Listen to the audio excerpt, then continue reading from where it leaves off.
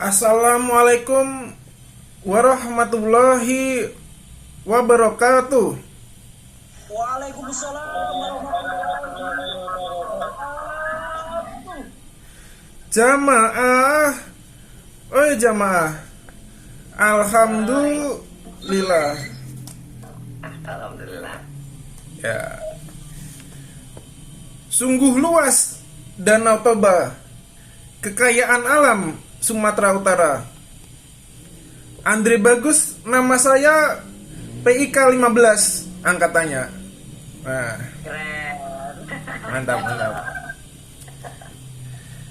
Yang saya hormati dosen agama PIK BKN Bapak Satya Supardi, dan juga yang saya hormati para bapak-bapak ketua kelas di PIK BKN dan juga para jamaah PIK BKN yang saya cintai.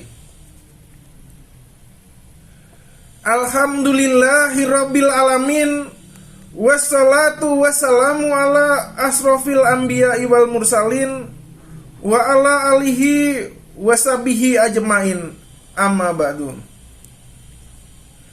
Alhamdulillahillazi an amana binikmatil iman wal islam wa nusallimu ala khairil anam sayyidina Muhammadin wa ala alihi wasabihi ajmain.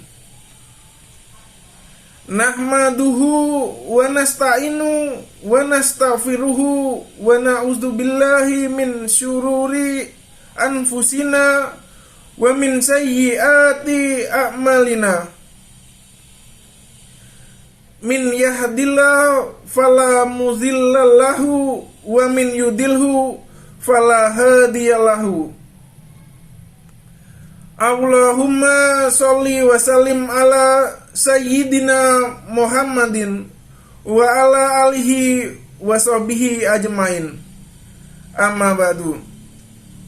Marilah terlebih dahulu kita panjatkan puji syukur kehadirat Tuhan yang Maha Pengasih, yang telah melimpahkan rahmat-Nya kepada kita, sehingga pada pagi yang cerah ini kita dapat berkumpul di Zoom ini dalam keadaan sehat walafiat untuk melaksanakan syiar duha bersama-sama. Sebelum menyampaikan apa yang akan saya sampaikan, tidak lupa dalam kesempatan ini lebih dahulu saya sampaikan rasa syukur yang sedalam-dalamnya karena saya dapat memenuhi undangan dari Bapak Ustadz Satya Supardi untuk menceritakan tentang asas amar ma'ruf di hadapan para jamaah PIK yang terhormat ini.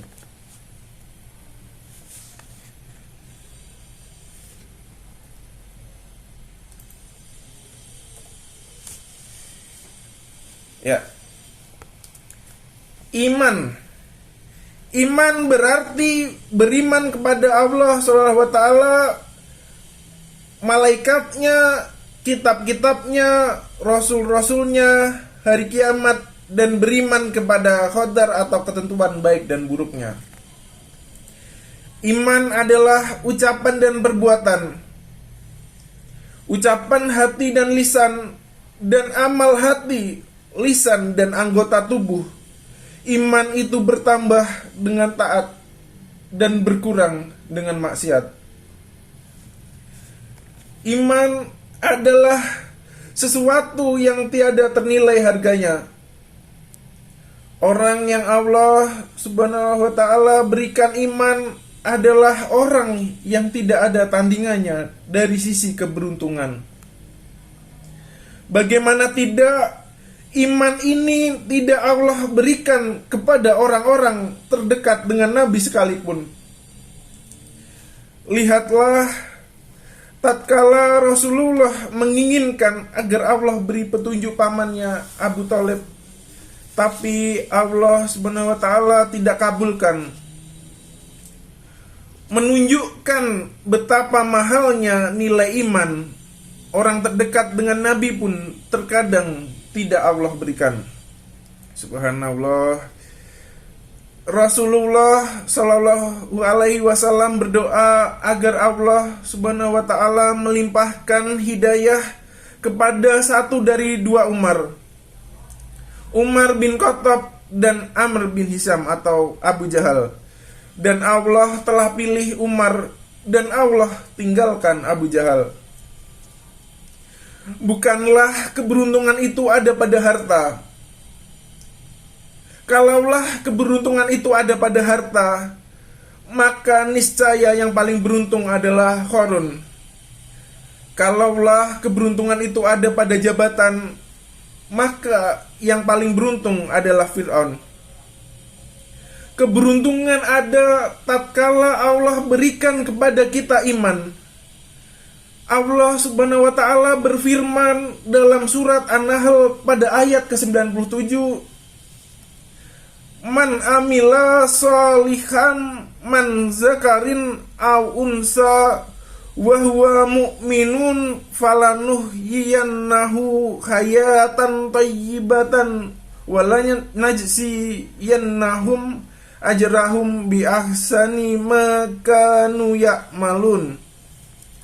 Barang siapa yang mengerjakan amal soleh, baik laki-laki maupun perempuan dalam keadaan beriman, maka sesungguhnya akan kami berikan kepadanya kehidupan yang baik di dunia dan di akhirat.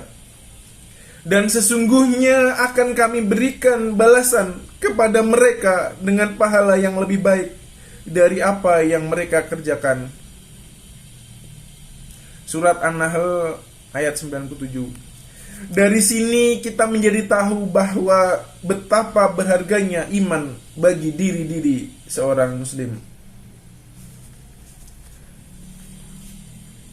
Menurut istilah, iman adalah membenarkan dalam hati, mengikrarkan dengan lisan, dan mengamalkan dengan anggota badan. Keimanan adalah kepercayaan yang kokoh kepada Allah SWT.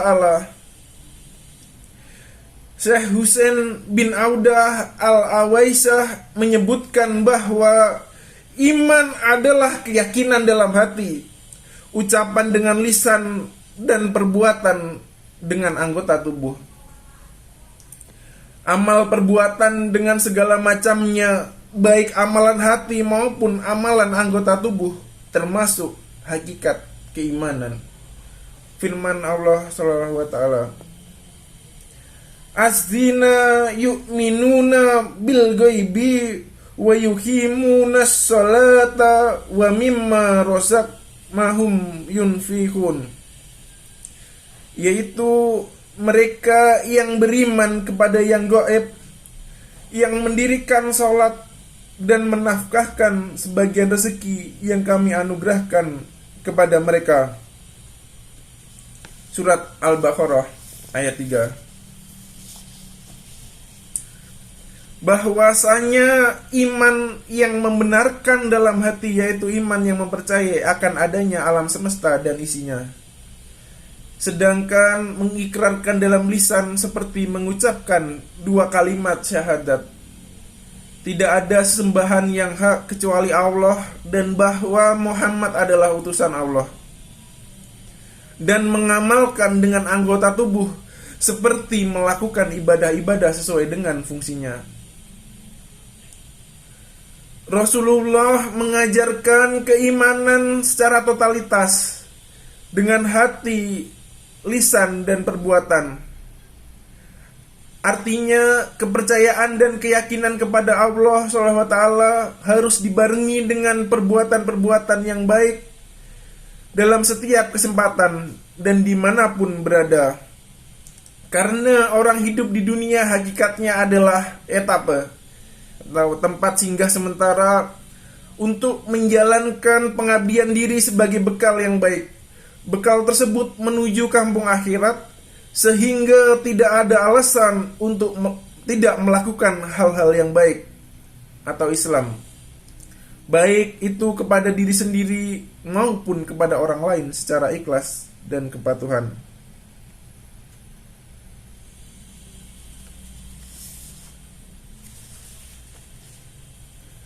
Al-Quran sering mengingatkan manusia untuk membaca apa yang Allah ciptakan. Allah berikan akal agar digunakan untuk mengambil ilmu dari apa yang Dia bedarkan ke alam semesta. Salah satunya adalah ciptaannya berupa pohon yang sempurna dengan buahnya. Ia bisa menjadi perumpamaan bagi kita untuk memahami inti din, yaitu iman, Islam, dan ihsan. Itu ibarat kesatuan sebuah pohon yang utuh. Iman atau dalam pengertian lain disebut sebagai akidah, ibarat akar yang kuat menghujam ke tanah hingga sebagian tampak menjadi batang. Dalam iman tidak ada tawar-menawar. Ia tersembunyi dan menjadi ukuran kekuatan pohon seseorang. Islam atau dalam pengertian yang aplikatif diwujudkan dalam fikih, ibarat cabang-cabang hingga daunnya. Dalam cabang terdapat beberapa potensi perbedaan, tapi perbedaannya akan tetap baik jika berasal dari batang yang sama. Maka perwujudan Islam yang sejati tergantung dari kualitas imannya. Ihsan atau dalam pengertian yang aplikatif mewujud pada akhlak dan kekusyukan ibarat buah dari pohon itu. Itulah mengapa jika iman dan Islamnya benar, pasti akan berubah akhlak yang menawan dan hidup yang khusyuk. Buah yang baik rasanya manis. Nah, sistem yang kita pahami di hari ini merusak imajinasi normal akal kita untuk melihat alam semesta ini, sehingga kita menjadi terpenggal-penggal dalam memahami sesuatu, mudah dipecah belah dan dikubu-kubukan. Ada yang menganggap bahwa pohon itu cuma akar, tidak perlu cabang dan buah.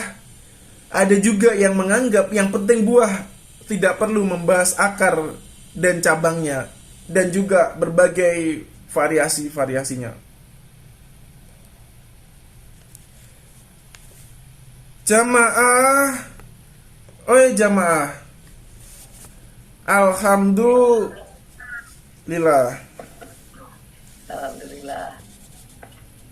Sebagai orang Islam haruslah berupaya sesungguhnya untuk menjadi muslim sempurna. Karena dengan muslim yang baik, maka hablum minallah wa hablum minnanas benar-benar bisa terjalin dengan sebenarnya, yakni yang sesuai dengan syariat Islam. Dengan upaya yang sangat baik itu, maka kita akan meraih menjadi orang yang sempurna Islamnya. Kesempurnaan sebagai manusia ditandai dengan kenyamanan dan ketenangan dalam menghadapi problematika kehidupan yang penuh rintangan dan tantangan. Seseorang dikatakan atau disebut Islamnya sempurna, cirinya apabila dalam hidup ini senantiasa menyelamatkan orang sesama muslim lainnya, baik dari gangguan lidahnya maupun tangannya. Untuk itu, dalam pergaulan sehari-hari kita harus mampu untuk menjaga lisan. Jangan sampai berkata-kata yang bisa menyakiti hati orang lain, dan jangan juga sampai tangan kita menyakiti orang lain. Disebut juga yang sempurna Islamnya bila dalam kehidupan ini senantiasa meninggalkan pekerjaan jahat dan beralih kepada kebijakan. Dan inilah dinamakan hijrah yang sebenarnya.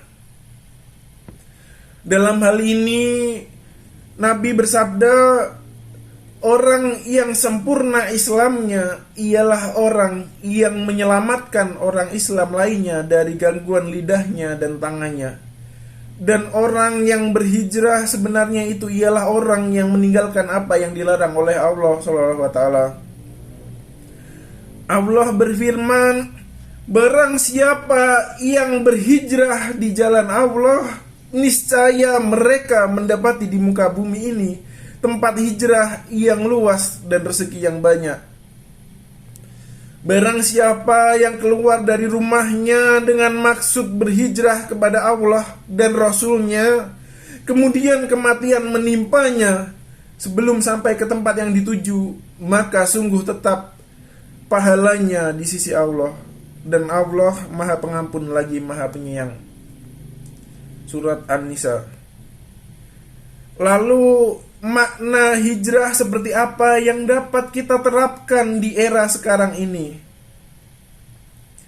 Kita dapat menyampaikan bahwa hijrah yang dilakukan dapat berupa pindah pekerjaan dari orientasi duniawi menjadi ukhrawi. Saat ini muncul gerakan pemuda hijrah di berbagai daerah dengan motivasi positif ingin hidup yang singkat ini bermakna dunia akhirat. Hijrah makani atau tempat itu telah berlalu di masa Nabi. Sekarang marilah kita menjadi pribadi yang selalu pindah dari kebiasaan buruk, beralih menjadi muslim sejati yang berharap ridho dan maghfirah dari Allah SWT. Hijrah perbuatan inilah yang dapat kita lakukan di zaman sekarang ini. Pertolongan Allah itu ada, dan Dia hanya akan menolong kepada hambanya yang senantiasa merubah dirinya. Inilah makna hijrah yang sesungguhnya yang dapat diterapkan pada kehidupan sehari-hari.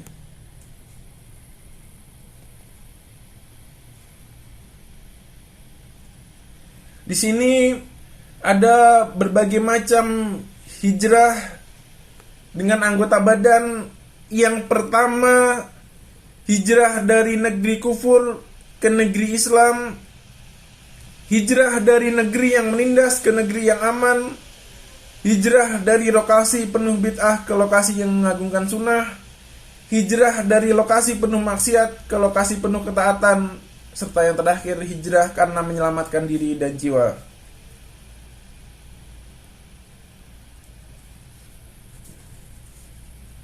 Dan selanjutnya dalam sebuah firman Allah pada surat Al-Maidah ayat ke-35 menyebutkan, "Hai orang-orang yang beriman, bertakwalah kepada Allah dan carilah jalan yang mendekatkan diri kepadanya, dan berjihadlah pada jalannya supaya kamu mendapatkan keberuntungan."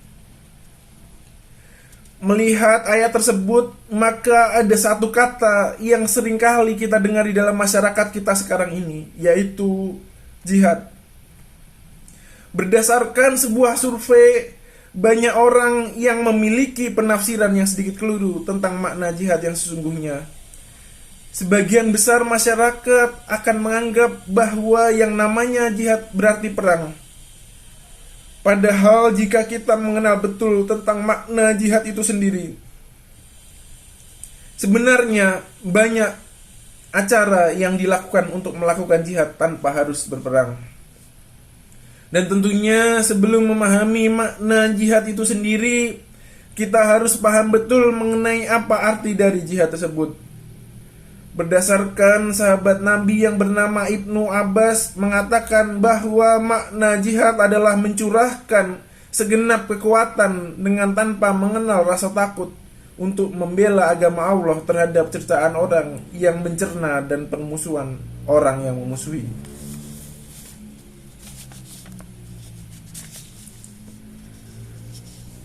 Kaum muslimin wal muslimat rahimakumullah, melihat makna jihad yang disampaikan oleh sahabat Nabi tersebut terkandung makna bahwa jihad bukan melulu tentang perang atau yang berbau kekerasan. Jihad dapat diwujudkan dalam beberapa tingkatan, yaitu jihad melawan hawa nafsu, jihad melawan setan, jihad melawan orang kafir, jihad memberantas kezaliman, kemungkaran, dan juga bid'ah. Sehingga jika kita memaknai jihad dalam kehidupan sekarang ini, tentunya bukan lagi perang melawan musuh-musuh Allah dengan pedang, namun dapat dilakukan dengan cara-cara cinta damai, yaitu dengan menjadi generasi Qur'ani, menyerukan kebaikan, menghindari segala perbuatan yang akan membawa kita kepada jalan kemungkaran, dan masih banyak lagi lainnya. Dan bagi orang yang diberikan harta yang melimpah, maka dapat digunakan untuk berjihad. Sesuai dengan hadis Nabi, barang siapa yang membelanjakan hartanya di jalan Allah, baginya disediakan 700 lipat harta yang dibelanjakannya itu.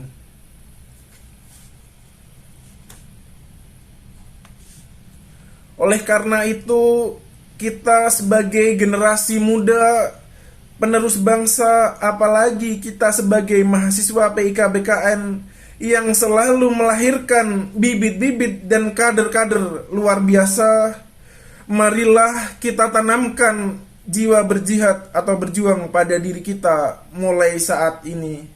Namun ingatlah, perjuangan tidak hanya dibutuhkan usaha saja, melainkan berjuang sekuat tenaga. Tetapi jangan lupa, perjuangan harus pula disertai doa. Rintangan sudah pasti ada. Hadapilah semua dengan tabah, juga dengan kebesaran jiwa. Demikian yang dapat saya sampaikan, semoga bermanfaat.